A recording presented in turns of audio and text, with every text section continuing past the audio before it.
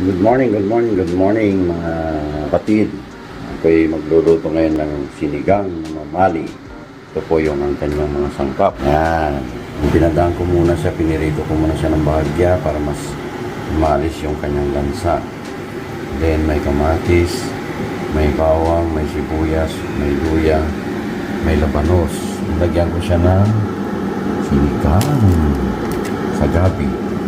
Tapos lagyan ko rin ng kaunting shrimp cube. Tapos mayroon siyang okra na galing doon sa garden. May sili, may talong, may talilong, mayroon siyang alokbati. So sari-sari yan. Mayroon rin siyang saluyot, konti. Tara na, tayo magluluto na. Ako, mas masarap kasi yung ipadaan mo muna siya sa kaunting mantika. Yung igisa mo muna siya para lagyan din ng bawang para mas mabango. Yan.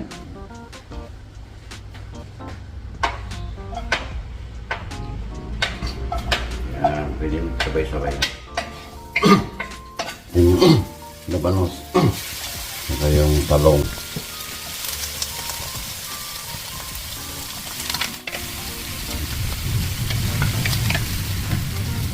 Laging patis. Ito yung mainit na tubig. Lagyan natin ng 1/4 ng shrimp.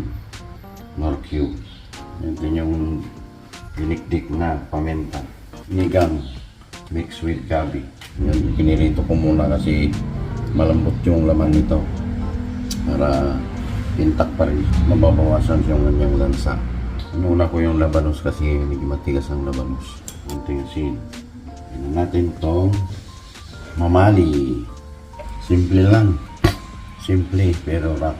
Yung sili sa okra, daon ng alokbati,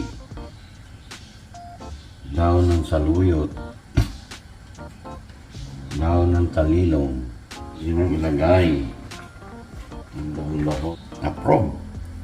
Tapos ang sinigang na mamali. Yan po. Yan na po siya. Yan naman po.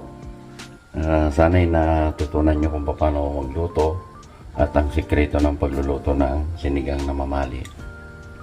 Yun lang po. God bless us.